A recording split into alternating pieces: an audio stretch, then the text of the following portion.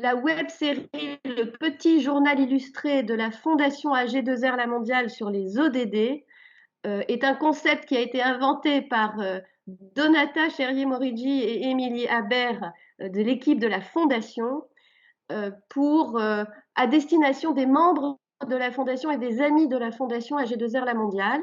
L'idée, c'est par des témoignages concrets, d'illustrer les objectifs de développement durable qui ont été adoptés dans le cadre de l'agenda 2030 par l'Organisation des Nations Unies en 2015. 17 objectifs de développement durable, 169 sous-objectifs ont été fixés à l'ensemble des États dans le monde, et pas seulement les États, l'ensemble des organisations publiques et privées et des citoyens. Ces objectifs couvrent l'intégralité des enjeux de développement dans tous les pays, enjeux de développement comme le climat, la biodiversité, l'énergie, l'eau, mais aussi la pauvreté, l'égalité, la prospérité économique ou encore la paix, l'agriculture, l'éducation. Pour nous, les fondations, et pour le Centre français des fondations aussi, les fondations peuvent jouer un rôle utile pour faire vivre ces objectifs. La Fondation d'entreprise AG2R La Mondiale vous propose donc cette web-série qui est organisée en plusieurs épisodes, chaque épisode illustrant un ODD en lien avec sa vocation.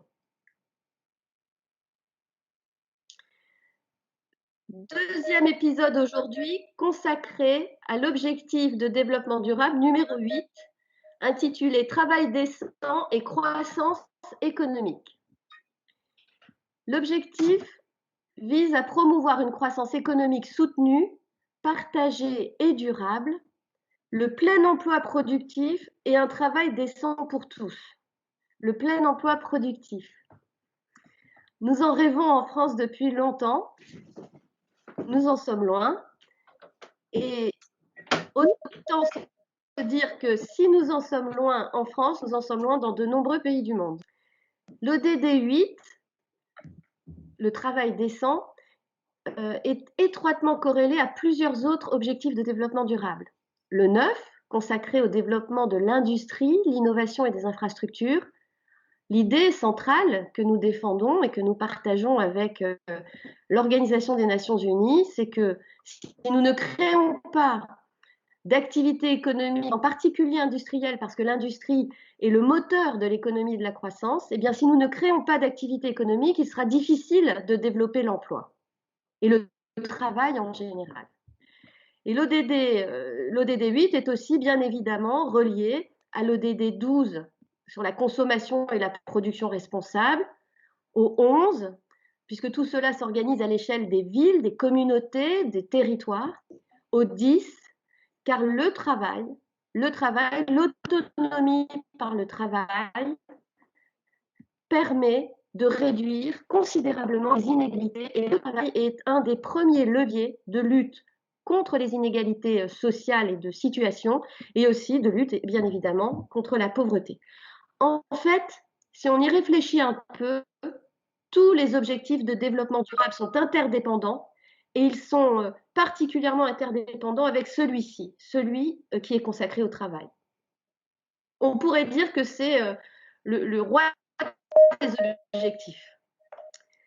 En tout cas, c'est ainsi que nous l'entendons chez AG2R La Mondiale et c'est la raison pour laquelle nous avons souhaité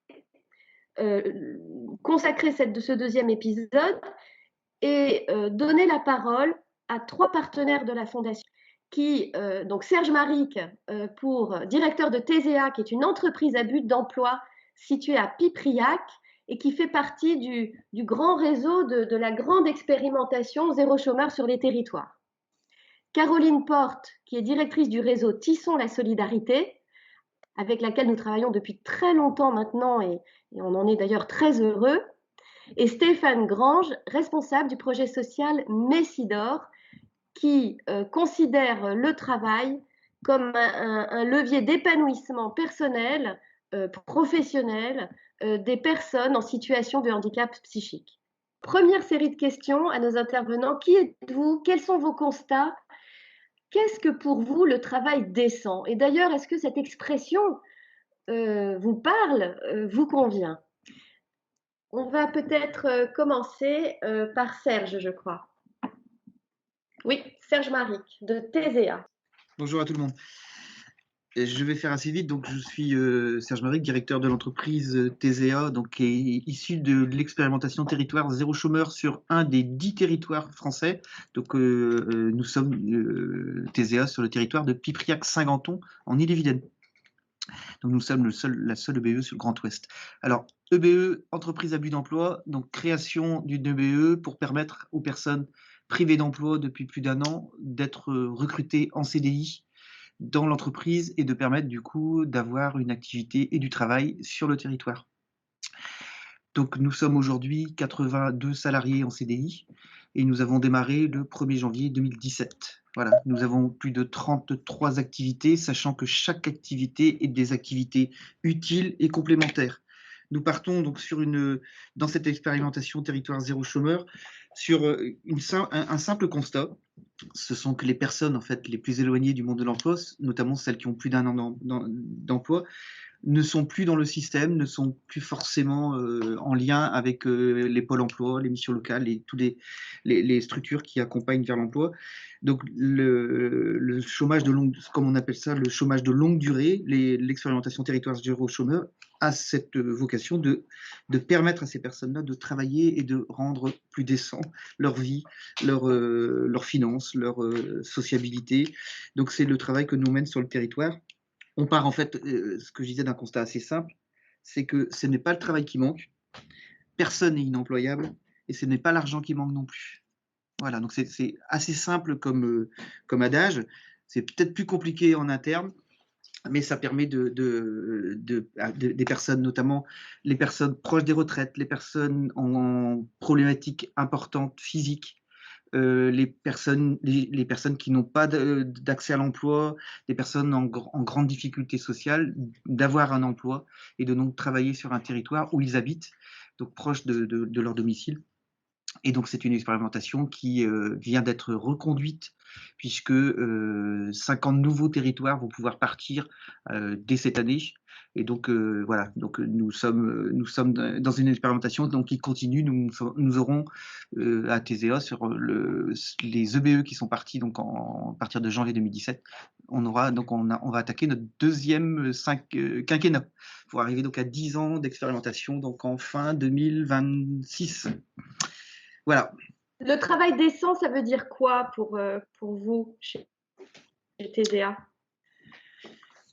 C'est pas simple de définir un travail décent. Alors nous, la notion de travail, c'est du travail supplémentaire. C'est-à-dire qu'on déjà, la vocation, c'est pas de remplacer une entreprise ou une activité existante, c'est d'être complémentaire et supplémentaire, utile sur un territoire et donc d'exercer des activités qui n'existent pas.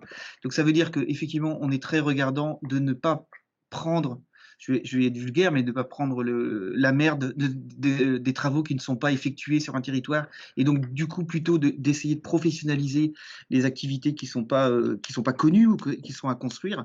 Donc c'est tout ce qu'on fait, hein. On agite tous les petites niches de métiers pour pouvoir en fait à un moment donné être capable d'y travailler et de rendre en fait ce travail notamment entre guillemets rentable, c'est-à-dire qu'ils permettent aussi de produire une richesse alors qu'ils n'étaient pas existants, donc c'est pas simple. C'est-à-dire de montrer aussi aux habitants, à des collectivités, que tout travail est nécessaire dès lors qu'il est utile. Voilà, et donc c'est de savoir comment on vient ensuite le financer.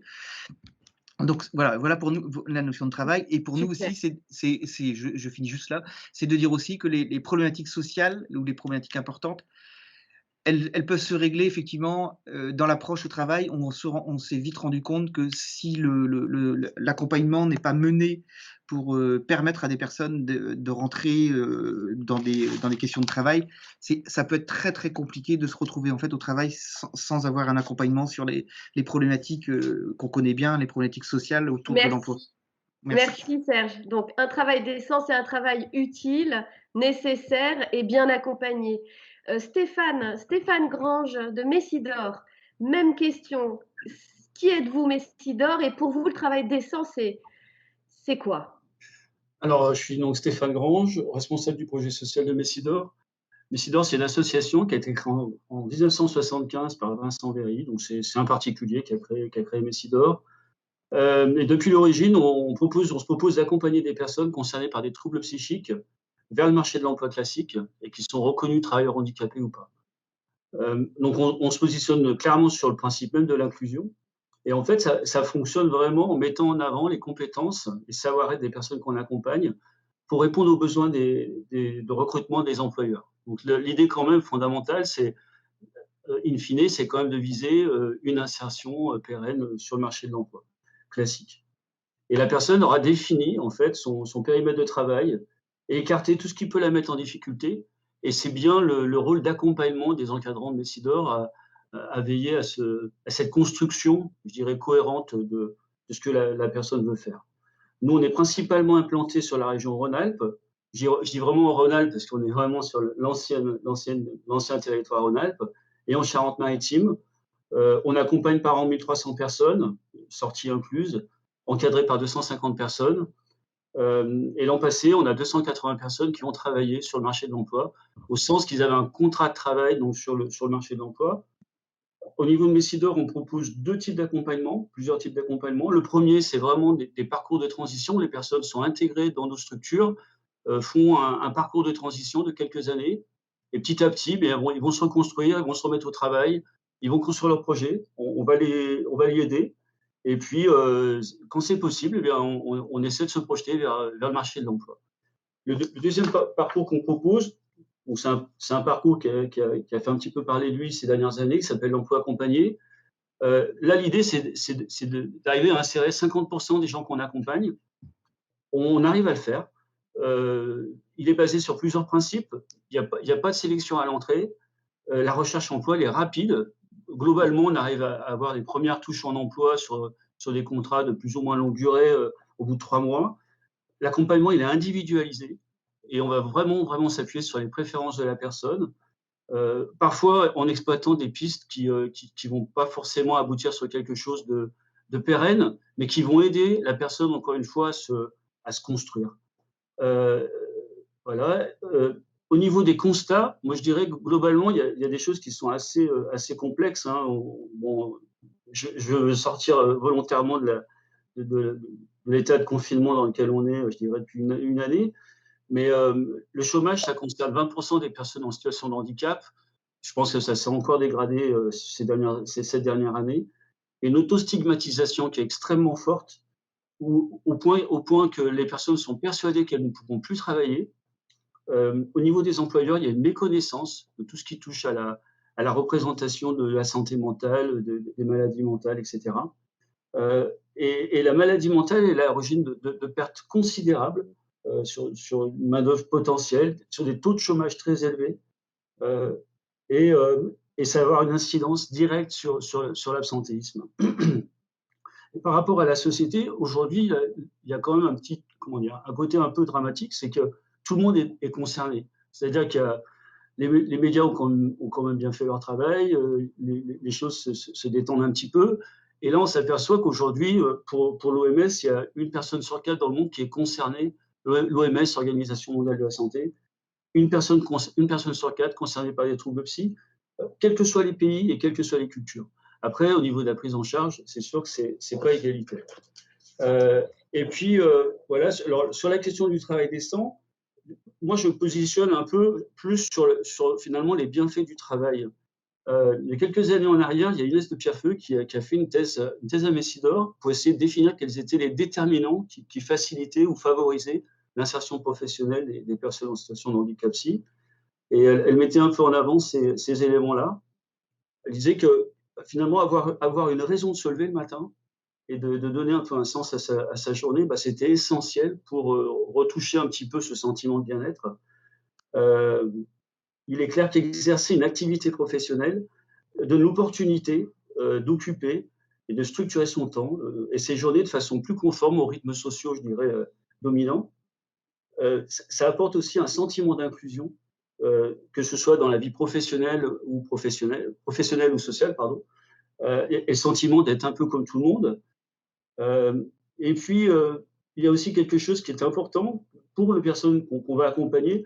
Assez rapidement, ils vont s'apercevoir que le revenu, alors on ne veut pas dire que ce n'est pas important, bien sûr, c'est important pour tout le monde, Mais tous les liens sociaux qui vont de nouveau restaurer leur apportent une satisfaction et une motivation supplémentaire pour justement aller vers le travail.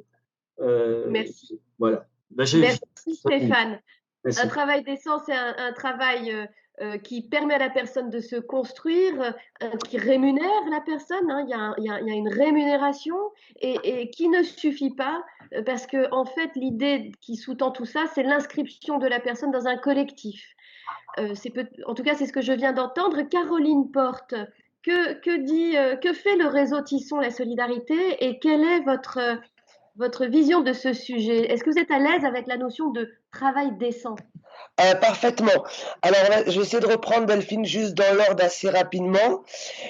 Donc, qui on est? Nous sommes une fédération de SIAE dans l'activité textile, collègues vente et couture. On a 3 grands pôles, l'animation du réseau. On est aussi un centre de formation métier en vente et en couture. Et enfin, on a un pôle de mobilisation emploi qui nous permet de créer des partenariats avec les entreprises, puisque notre objectif est le retour à l'emploi durable des personnes dans l'économie classique. Au niveau du constat, au niveau national, puisqu'on est une fédé qui couvre le territoire, nous, ce qu'on a noté, c'est de grandes inégalités sur les territoires. On a des territoires avec des dynamiques économiques différentes, et de ce fait-là, on ne peut pas penser l'emploi de la même façon. Quand vous avez des bassins économiques qui vivent, c'est une chose, il y a des entreprises qui sont là, dans d'autres bassins, les entreprises ne sont plus là, et il faut vraiment réfléchir à l'emploi complètement différemment, puisque c'est l'emploi qui devient très très loin des gens, et c'était donc à la personne de réfléchir à un métier ou une perspective, en tout cas d'emploi différente. Ce qu'on a noté aussi, c'est l'évolution des métiers, notamment avec le numérique, qui est très fortement marqué, et les nouveaux métiers qui apparaissent aussi par rapport à l'économie circulaire dans nos secteurs d'activité. Au niveau des personnes, je pense que le trait le plus marquant, c'est qu'on a souvent des personnes qui souffrent d'être vues par leur manque et non pas par leurs compétences, parce qu'on a beaucoup finalement, on a souvent une confusion entre un statut social qui définit des compétences professionnelles. Si une personne, par exemple, si une personne est au RSA, on va considérer qu'elle n'est pas apte à travailler, ce qui est absolument faux. Et je tiens à préciser que quand on est en précarité, on n'est pas faible, mais on est fort, parce qu'il faut une force exceptionnelle pour continuer à y croire et à se projeter quand on envoie des centaines de CV sans réponse. Donc ça, c'est vraiment un gros marqueur au niveau de Tissons. Par rapport au travail, donc pour nous, le travail décent, la première chose, ce serait évidemment un travail quand même qui permet de vivre dignement, qu'on n'oublie pas la valeur travail. Et ça, je le dis en opposition aux travailleurs pauvres quand même, qu'on voit de plus en plus se développer, ce qui est pour moi quelque chose de terriblement choquant. Parce que si la valeur travail n'existe plus, ça va poser d'autres problèmes, évidemment qui permet un épanouissement des individus. Au niveau sociétal, je souhaite un travail qui respecte évidemment le droit de l'individu. Je souhaite un travail qui permet de faire progresser une société, évidemment qui respecte le développement durable. Et par rapport à notre activité, j'aimerais bien que le droit du travail respecte le droit humain au-delà de nos propres frontières. On est aujourd'hui dans des conditions un peu mondiales par rapport aux ODD. Est-ce qu'on peut encore supporter que dans la confection textile, on a vraiment des problèmes dans les chaînes de confection qui ne respectent absolument pas les droits humains. Je ne parlerai pas parce que l'histoire du Rana Plaza, je pense que tout le monde la connaît, mais j'espère que ces ODD vont permettre de changer ça et qu'on ait aussi une réflexion qui ne s'arrête pas à nos frontières, mais qui aille au-delà de nos frontières, parce que c'est ça qui amènera aussi un consommateur responsable. Et que le consommateur, à un moment donné, se dise, quand j'achète quelque chose finalement vraiment pas cher, je cautionne le travail des enfants. Je cautionne aussi ce qui se passe à l'extérieur de mes frontières. Et si on peut, que le droit humain, en tout cas, soit vraiment international. Donc, en résumé, un métier, un travail décent qui permet de faire vivre dignement une personne, qui permet l'épanouissement de l'individu, qui respecte le droit des individus, mais au-delà de nos frontières à un moment donné, et qui permet de faire progresser une société. Formidable, Caroline, merci beaucoup. Tu as anticipé sur la deuxième question et tu as déjà partiellement répondu. Donc, ce que tu viens de nous dire est très frappant. Parler de travail décent, c'est relier ce travail qui doit finalement participer à la construction de la dignité des personnes. Et d'ailleurs, tu faisais référence à l'émergence en France des travailleurs pauvres. On doit à Jérôme Vignon, notre administrateur de la fondation qui présidait l'Observatoire national de la pauvreté et de l'exclusion, d'avoir mis un sacré coup de projecteur sur cette réalité des travailleurs pauvres en France, et qui est une réalité scandaleuse. Tu viens de faire référence au lien entre cet ODD, le travail, et de nombreux autres. Qui sont la solidarité? Finalement, par votre activité, pour toi, vous répondez à combien d'ODD? Je pense qu'ils se recoupent tous à un moment donné. C'est-à-dire que c'est un petit peu un puzzle, pour moi, les ODD, et qui parle de travail, forcément, parle de développement économique, mais parle d'un développement économique avec des conditions qui sont obligées à un moment donné d'être réfléchies au niveau mondial, parce que comme je le disais, le textile, il n'est pas produit qu'en France, donc à un moment donné, c'est une chaîne qui se développe à travers différents pays. Et je pense que si on veut avoir une vision, et c'est en ça que les ODD sont forts, c'est que c'est la première fois qu'on a une vision un peu mondiale des choses. Et je pense qu'aujourd'hui, il y a l'Europe, mais il y a aussi la mondialisation derrière, et qu'on ne peut pas réfléchir à un ODD l'un sans l'autre. C'est vraiment pour moi des puzzles. Les nouveaux métiers de demain regroupent pareil énormément d'ODD. Comment on réfléchit ces nouveaux métiers de demain? Est-ce qu'on les réfléchit uniquement d'un point de vue local, ou est-ce qu'on les projette beaucoup plus loin et qu'on inclut du coup dedans énormément d'ODD qui sont le développement durable, l'égalité homme-femme, la fin d'une pauvreté, aussi dans le monde, puisqu'encore une fois, quand un producteur de textile paye 50 centimes un gamin au Bangladesh, il n'aide pas à sortir cet enfant de la pauvreté. Est-ce qu'il ne peut pas mettre en place un système scolaire qui va faire aussi monter en puissance un autre pays émergent? Donc je pense que c'est ça qui est hyper intéressant dans ces ODD, c'est qu'elles nous donnent une traçabilité finalement économique qui est hyper intéressante et qu'il ne faut pas oublier quand on se projette dedans. Super, merci Caroline. Chez Messidor, Stéphane Grange, comment percevez-vous ces ODD? Finalement, est-ce que c'était intégré? Vous faisiez des ODD sans le savoir, comme on peut être de l'économie sociale et solidaire sans le savoir quand on est du champ associatif? Comment vous percevez les ODD? Moi, je me suis bien retrouvé dans le témoignage de Caroline. Je me suis bien retrouvé effectivement dans ce témoignage-là. Moi, je dirais qu'au niveau de Messidor, vraiment, on va vraiment se situer dans l'amélioration des conditions de vie des personnes qu'on accompagne. Et alors, quand j'ai rédigé ces quelques lignes, je me suis effectivement dit à un moment donné, je suis allé voir quand même le site de l'ONU et j'ai vu quand même que, comment dire, les objectifs visés d'un continent à l'autre ou d'un pays à l'autre, parfois, on ne se situait pas effectivement dans les mêmes dynamiques. Je veux dire, après, la dimension subjective d'être dans le malheur ou de ne pas s'en sortir dans la vie, elle est mesurable au niveau des personnes et voilà, on peut difficilement après rentrer effectivement dans une forme de comparaison. Après, moi, je dirais que sur tout le travail qu'on engage auprès des personnes, nous, il faut savoir que sur Messidor, tout est engagé, tout va être fait pour vraiment arriver à remettre les personnes sur le champ du travail, on va dire ordinaire, le marché du travail tout court, pour qu'ils rentrent effectivement dans cette forme de normalisation dont je parlais tout à l'heure. Donc ça veut dire on va blinder au niveau de l'encadrement, on va former les personnes par des professionnels des activités qu'on va déployer. On est vraiment dans cette dynamique-là. Et puis Messidor, depuis peut-être une petite dizaine d'années, on commence, je dirais, à être dans le soutien du rétablissement des personnes. Je ne vais pas rentrer dans le détail de ce qu'est le rétablissement, mais en tout cas, le soutien, c'est vraiment d'aider la personne à faire ses propres choix. c'est d'encourager aussi l'autogestion de ses problèmes, c'est de s'appuyer sur ce qu'elle peut apporter, comment elle se positionne par rapport à la. C'est aussi de valoriser le travail des pères ou des pères aidants. C'est-à-dire, c'est de partir, il y a des personnes qui sont établies, qui arrivent à vivre avec leurs problématiques, qui travaillent, qui ont une vie sociale, qui ont une famille, et cetera, et ils se mettent au service des autres pour apporter leur savoir expérientiel. Et puis, il y a une dimension qui est extrêmement importante pour nous, c'est, et moi j'y vois un peu ça dans ces objectifs de développement durable, c'est vraiment de s'appuyer sur les forces des personnes.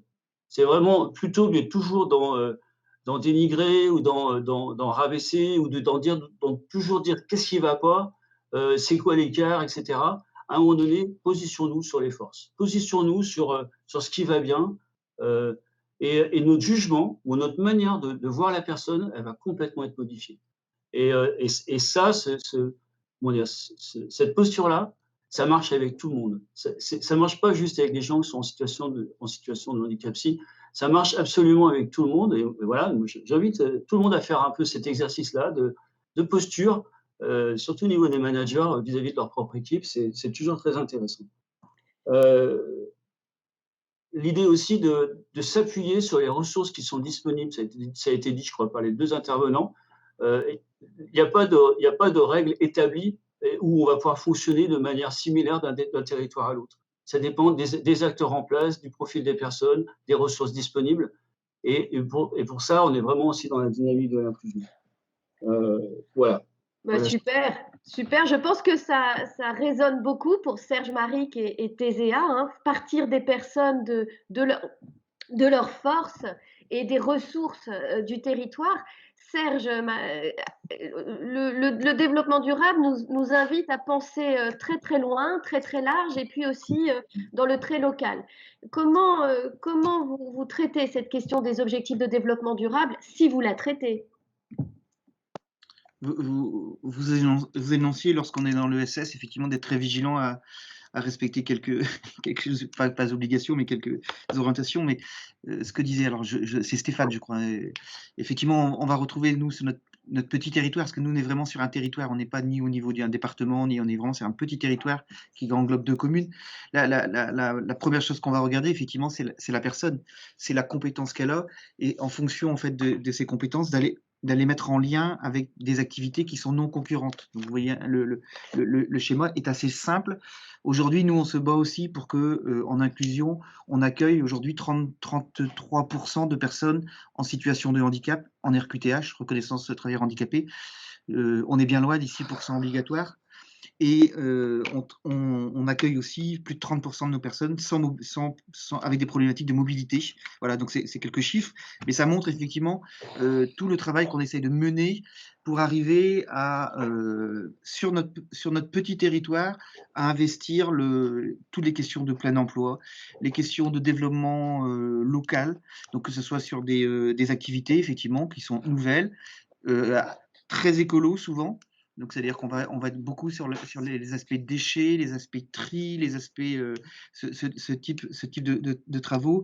Et on participe à réduire effectivement par l'accueil des personnes et le fait qu'elles soient en CDI, en contrat à durée indéterminée, à lutter contre leur pauvreté. Ça résonne, excusez-moi, il y a des résonances derrière, à lutter du coup contre aussi la pauvreté, leur pauvreté, c'est-à-dire d'essayer régulièrement de les former, de les monter en compétences. La différence qu'on a un petit peu, nous, au moins sur notre territoire, mais qui n'est pas forcément reproductive sur l'ensemble des entreprises à but d'emploi sur le territoire national, c'est que nous, en fait, on n'a pas d'encadrement en tant que tel. C'est-à-dire qu'on s'est positionné très vite en 2017 en se disant que dans les compétences des personnes, donc qui étaient privées d'emploi à l'époque, on avait peut-être la compétence de personnes qui souhaitaient faire de l'encadrement sans être encadrant. Donc aujourd'hui, on forme des personnes qui n'avaient jamais d'ailleurs encadré ou animé une équipe pouvoir en fait venir en fait supporter sur nos différents sites de production l'accompagnement en fait au développement de l'activité, aux soucis et au regard de ses collègues. Et en fait, au jour d'aujourd'hui, en fait, on ne prend pas des encadrants extérieurs. Donc c'est aussi de par la compétence des personnes et le regard qu'on a sur les personnes qu'on recrute, de pouvoir se dire qu'à un moment donné, on est capable aussi d'arriver à des gouvernances qui ressemblent à des entreprises classiques, mais qui ne seront pas effectivement des entreprises classiques, puisque c'est pas c'est pas l'intérêt de l'entreprise. En fait, le but de l'entreprise, c'est l'emploi, c'est-à-dire ce collectif, en fait, ce collectif qui produit de la richesse sociale, et environnementale, enfin et puis tout simplement humaine. C'est ça l'idée? C'est tout à fait ça, c'est tout à fait ça, effectivement.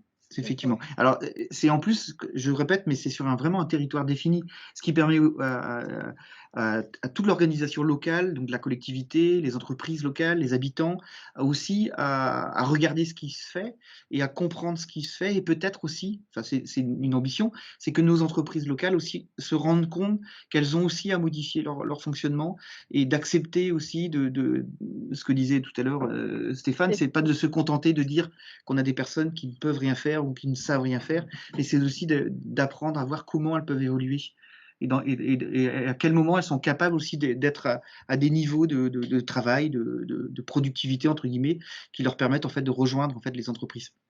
Merci. Dernière question pour cette table ronde. Comment voyez-vous les évolutions du travail dans l'avenir? Alors, pour AG2R La Mondiale, le travail est au cœur même de la protection sociale, hein, qui est assise sur les revenus du travail. Est-ce que ce travail doit rester le socle de la protection sociale? Comment percevez-vous les évolutions? Caroline? Oui, donc en fin de compte, moi je pense que le travail, c'est quand même quelque chose qui a déclenché dans l'évolution des sociétés des choses importantes, que ce soit sur les droits sociaux, sur tous les droits d'un individu quand même à un moment donné. Donc je pense qu'on ne peut pas avoir une société sans que le travail soit un socle. Après, je pense que le travail tel qu'on l'entend avec un revenu, et ça c'est très clair aussi dans les ODD, le travail peut être aussi à un moment donné une finalité d'un parcours. Ce qui veut dire qu'il faut tout rattacher avant. On ne peut pas parler du travail sans parler de la formation des individus. La qualité de la formation qui est donnée au niveau des ODD, elle est importante. On a souvent tendance à réfléchir une société par bloc. Alors il y a les études, puis après il y a la formation professionnelle, puis après il y a le travail. Il faut faire vraiment péter les murs entre ces différents secteurs, parce que de toute façon, ils sont faits pour aller ensemble. À un moment donné, l'éducation nationale doit aussi être proche d'une évolution sociétale dans le travail. La formation professionnelle doit être liée à des métiers. Il ne sert à rien de former une personne pendant 600 heures si demain, sur son territoire, on se rend compte qu'elle n'a pas de débouché professionnel. Donc je pense que rien ne va l'un sans l'autre, et qu'il faudrait arrêter de réfléchir vraiment par bloc, et que finalement on ait des parcours de vie et des parcours professionnels qui soient finalement pensés avec des blocs qui se parlent. Et c'est un peu pareil au niveau de nos ministères, hein. Des fois on a le bloc du ministère de l'Éducation nationale, puis le bloc à côté du ministère du Travail, puis le bloc du développement durable. Une société, elle est transversale. On n'a qu'une République française. On n'a pas plusieurs sociétés dans la République française. On n'en a qu'une où tout citoyen a des droits et des devoirs, et où tout citoyen a surtout le droit d'avoir la possibilité d'avoir une vie décente, où on lui permet d'évoluer à l'intérieur de cette République.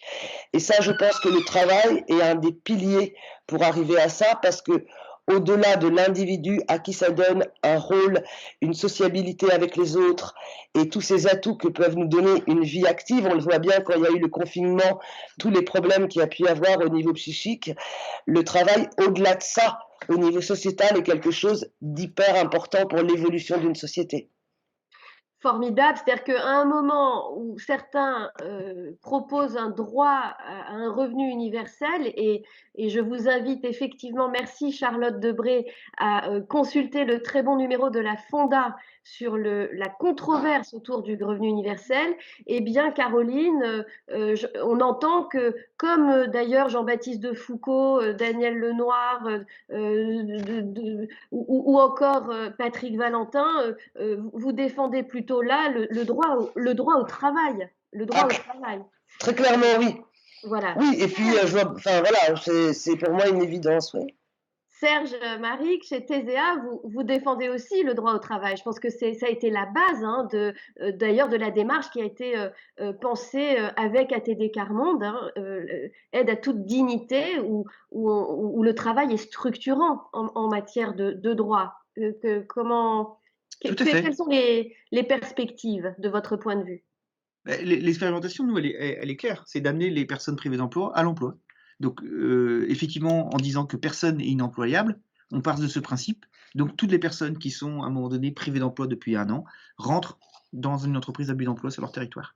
Donc, on a effectivement sur la création d'emplois, donc des emplois en CDI qui permettent en fait de pérenniser l'aspect un peu plus social et l'aspect financier pour les salariés, pour les personnes.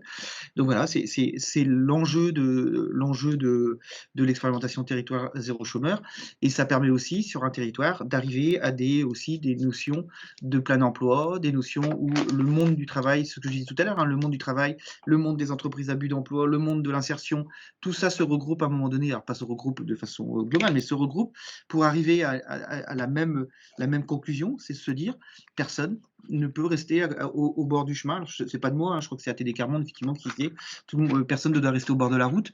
Ben voilà. Donc ensuite, c'est comment on accompagne tout ça, comment on évite aussi de rentrer dans des questions qui pourraient poser d'autres problématiques, notamment dès lors qu'on parle de modèle économique, puisque nous, notre modèle, en fait, il est calculé sur ce qu'on appelle le coût du transfert du chômage. Alors, je ne vais pas en faire 3 jours. Le coût du transfert du chômage, c'est assez simple. On estime qu'une personne qui est privée d'emploi depuis 1 an et donc qui est chez elle, qui ne travaille pas, elle coûte entre 15 et 25 000 euros par an à la société. L'expérimentation de territoire zéro chômeur, c'est de dire on transfère de cet argent-là sur des entreprises en but d'emploi pour que du coup les personnes puissent être embauchées. C'est-à-dire qu'en fait, on ne doit pas coûter plus cher en la faisant travailler qu'en la laissant chez elle. C'est le pari qu'on doit faire et c'est le pari qu'on mène nous depuis 2017 sur notre territoire.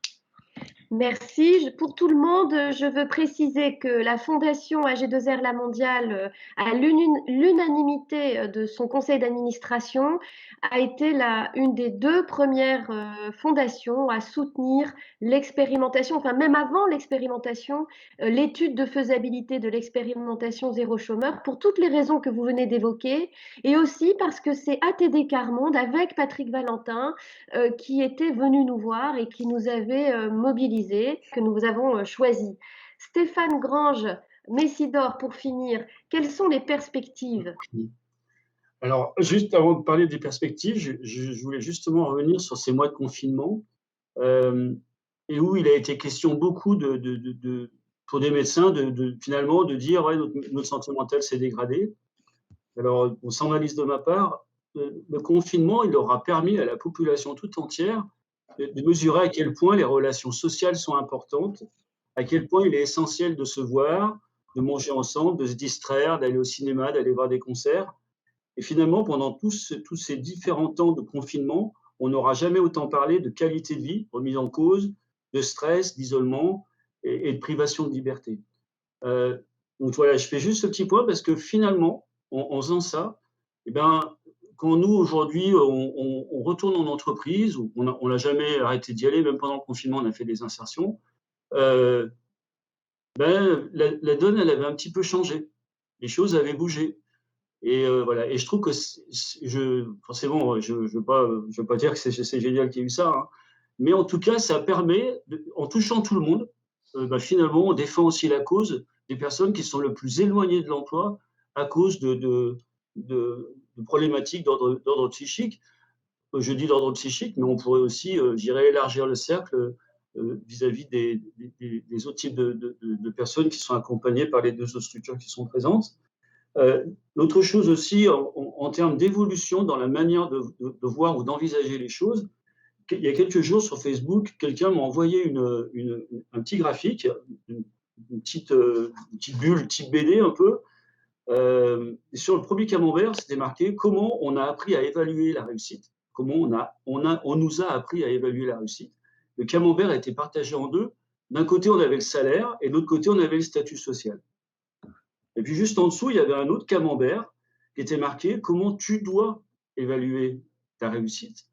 Et là, en fait, on retrouvait un camembert avec plusieurs secteurs, on va dire. Il y avait la santé mentale, il y avait la santé physique, il y avait faire ce que tu aimes, il y avait le temps libre, il y avait le statut social et il y avait le salaire. Bon, volontairement, je le dis dans ce sens-là. On aurait pu démarrer par le salaire, mais je n'ai pas choisi de démarrer par le salaire. Et puis enfin, je rejoins aussi ce qui a été dit par les deux autres personnes, en particulier par Caroline, sur tout ce qui concerne la notion de formation. Et justement, je trouve par rapport à un petit peu à la mouvance dans laquelle on se situe, il est vraiment temps, je dirais, de s'acculturer aux différences et à la santé mentale. Quand des personnes rencontrent effectivement ces troubles psychiques qui sont extrêmement handicapants dans la vie de tous les jours, pas seulement par rapport au travail. Et depuis quelques années, en France, se développe un tout petit cursus de formation qui s'appelle les premiers secours en santé mentale et qui vise à former des secouristes en santé mentale. Et cette formation, elle dure 2 jours, elle est ouverte à tous et surtout, elle est ouverte à des profanes. Elle n'est pas ouverte à des spécialistes, à la limite même comme moi, qui est très, très habitué à travailler avec ce type de public. Elle est vraiment ouverte, j'en ai marqué quelques-uns, mais ça peut être les fonctions régaliennes, c'est les employeurs privés, publics. C'est formé au plus jeune âge, c'est dès le collège, les lycées, les étudiants, justement sur toutes ces dynamiques qui sont autour du premier secours en santé mentale. Et l'idée, c'est vraiment, le cas échéant, de venir épauler une personne qui n'irait pas bien. Voilà, alors ça peut être dans une entreprise. Hein. Nous, c'est un peu les jalons qu'on essaie de se mettre, c'est effectivement de développer les premiers secours en santé mentale un petit peu plus versus entreprise. Cette formation, au départ, elle a été faite pour le commun mortel, en tout cas pour tout le monde, pas forcément pour une visée purement entreprise. Voilà un petit peu dans quelle dynamique on se positionne. Et on s'aperçoit, je dirais de nouveau, l'importance du lien et cette volonté absolue, en tout cas vraiment déclarée, d'arriver à rompre avec l'isolement. Dès que les personnes s'isolent, il faut aller les voir, il faut parler avec elles et il faut comprendre ce qui se passe. Voilà. Et alors, en se projetant un peu, je me disais que finalement, en 2030, je pense que les liens avec le monde de l'entreprise vont encore s'intensifier. On voit encore aujourd'hui, il y a beaucoup de labs inclusion qui sont en train de se développer.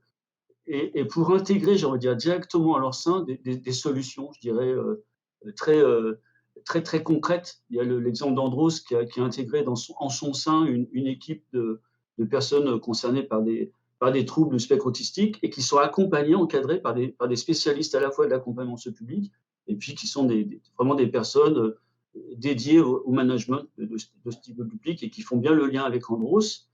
Et puis enfin, Internet ou les médias a largement contribué à décloisonner les problématiques des santé mentale et à informer sur la manière d'accompagner les personnes dans toutes les sphères de leur vie professionnelle, dans leur projet de vie.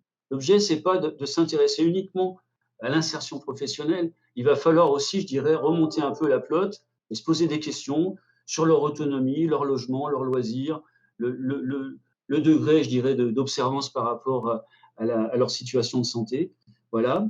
Et puis pour conclure, aujourd'hui, la société toute entière se sent un petit peu plus concernée et on aura besoin de toutes les forces vives pour pallier aux difficultés et pas de défendre un modèle unique. Voilà. La pluralité de toutes les solutions en France, compte tenu de la diversité des environnements qu'on a, est absolument essentielle pour les années qui viennent.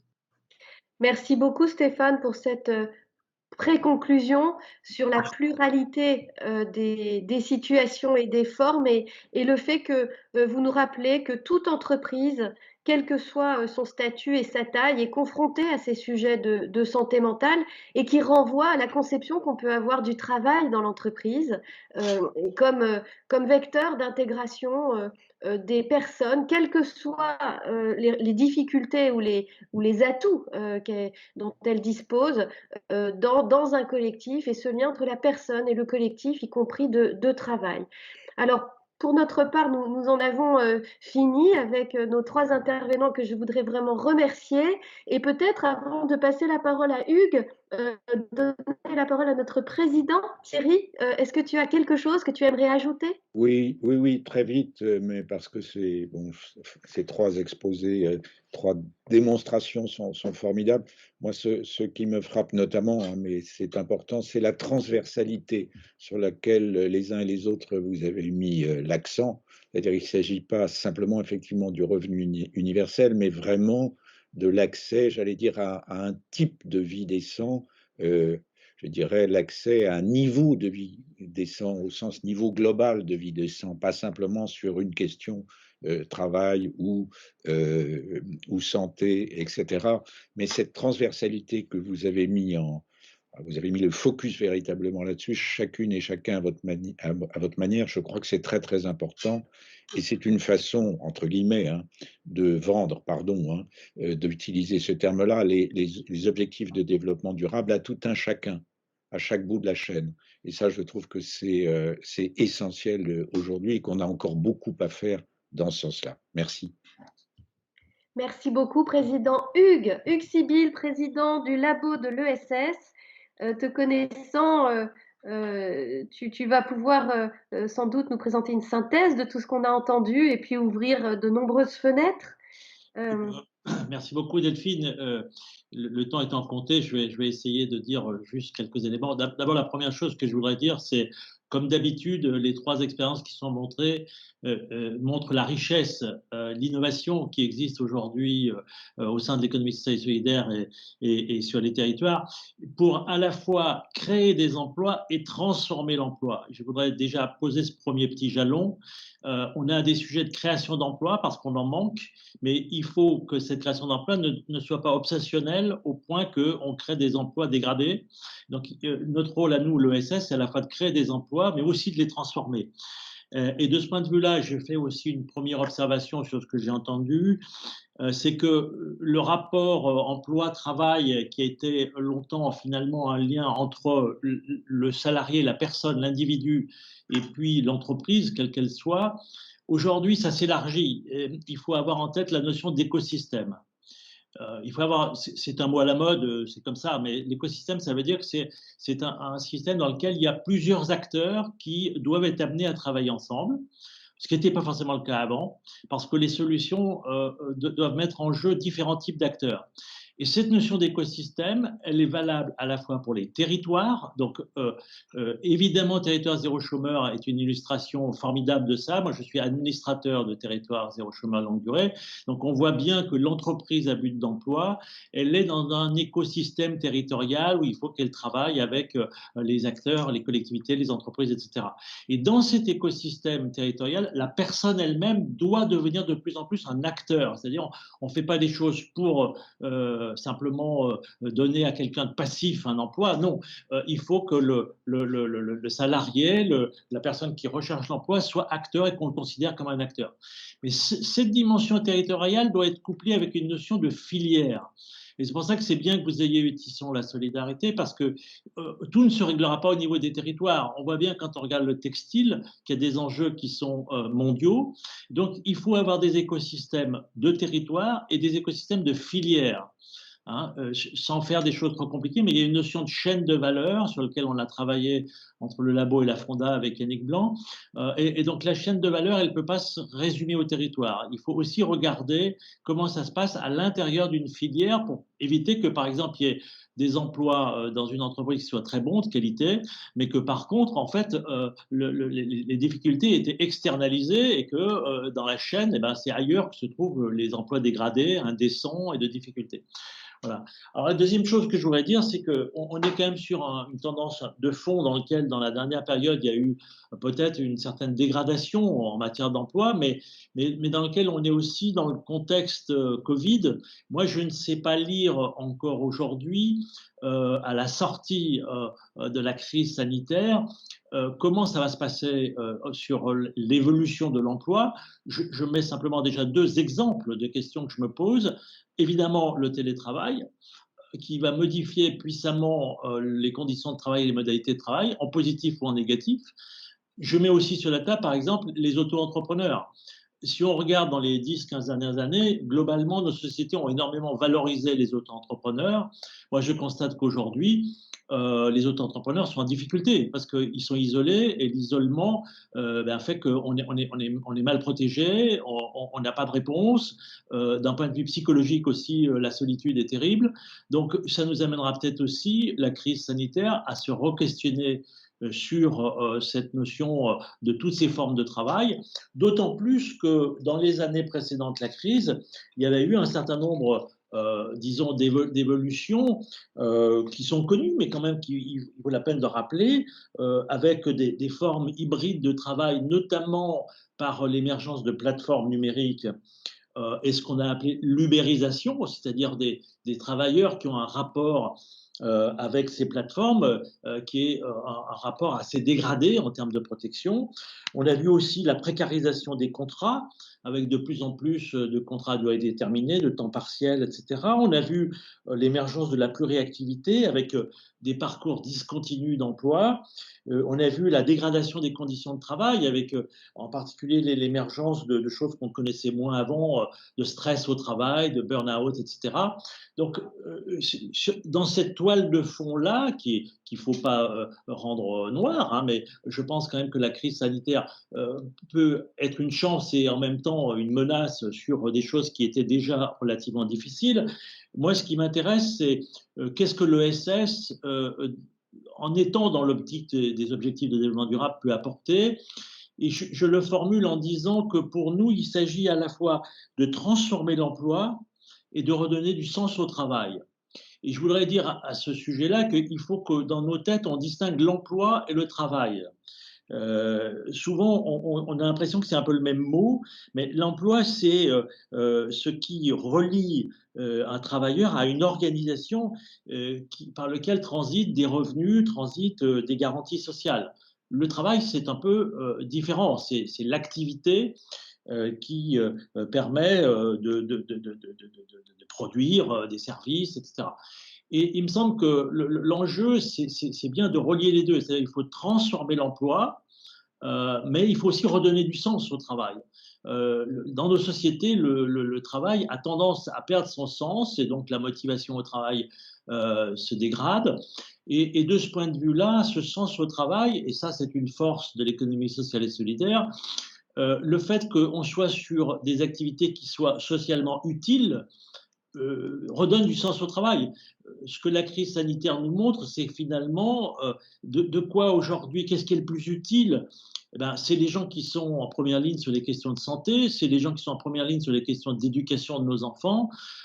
Et donc, redonner du sens au travail, c'est aussi pour l'économie sociale et solidaire être capable de mettre des coefficients de valeur sur l'utilité sociale des services ou des produits qui sont rendus. Et là, on a vraiment un rôle tout à fait important à jouer en tant qu'économie sociale et solidaire.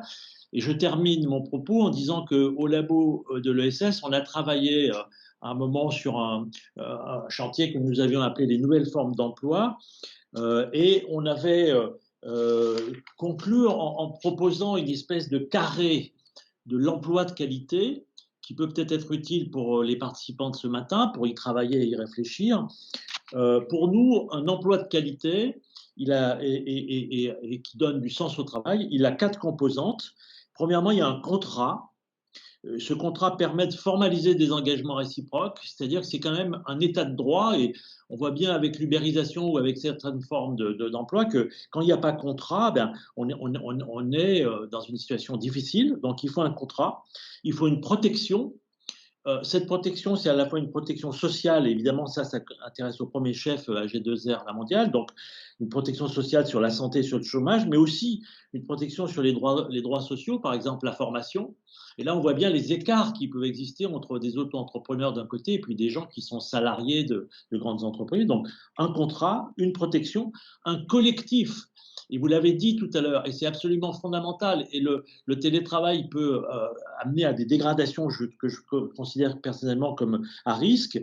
Donc, il faut un collectif de travail, c'est-à-dire un endroit où on a des liens, on a de la coopération, on travaille ensemble. Et aussi un collectif de négociation.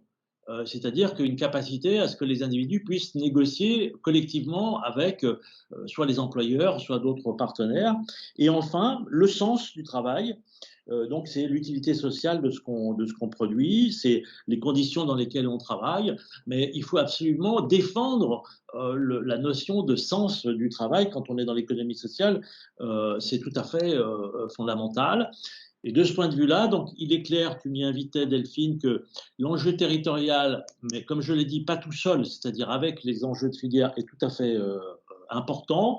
Et que je crois que, par exemple, pour donner deux exemples, nous devrions travailler dans les années qui viennent à la notion de responsabilité territoriale de l'entreprise, pas seulement RSE, mais responsabilité territoriale. Quels sont mes impacts sur le territoire? Et que d'autre part, à l'heure actuelle, il y a une politique de relance de ce qui s'appelle les pôles territoriaux de coopération économique.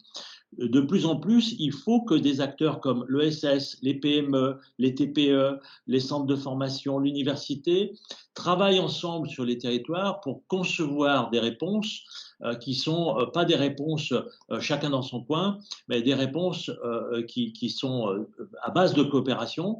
Et là, l'ESS est forte parce que coopérer, ça s'apprend. C'est pas si facile que ça de coopérer sur un territoire. Je pense que ceux qui sont intervenus le savent bien, hein, les OBE le savent bien. Donc là, nous avons, je crois, des gros chantiers pour que sur les territoires, on mesure mieux les impacts et on coopère davantage, qu'on ait des modèles économiques, qu'on ait de l'accompagnement, que les citoyens soient partie prenante de ces projets. Mais c'est passionnant. Et donc, moi, chaque fois que je suis allé sur les territoires voir ce que l'ESS inventait, avec les SIC, avec les coopératives d'activité et d'emploi, on en ressort gonflé parce qu'on voit que les solutions sont là et que finalement, l'un des enjeux, c'est d'arriver à faire qu'elles aient des résultats plus importants pour transformer l'emploi et redonner du sens au travail.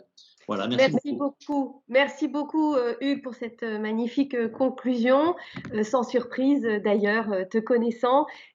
Et un petit mot de pub pour la Fondation qui a quand même été financeur et soutien dès la première heure du CORAS, du RTES, qui ont travaillé sur ces pôles territoriaux de coopération économique avec le labo. Nous sommes aussi partenaires de Copanam, la coopérative d'activité et d'emploi, puisque nous avons financé les travaux de recherche sur la mutuelle de travail. Nous en avons fini pour aujourd'hui. Le principe, c'est d'être rapide, ne pas prendre trop de temps sur vos emplois du temps bien chargés. Et je voudrais remercier l'ensemble des nos trois intervenants et Hugues et notre président. Bon, c'est moi qui remercier l'équipe et surtout l'équipe, Émilie Habert et Donata Cherrier-Morigi pour ce beau numéro encore.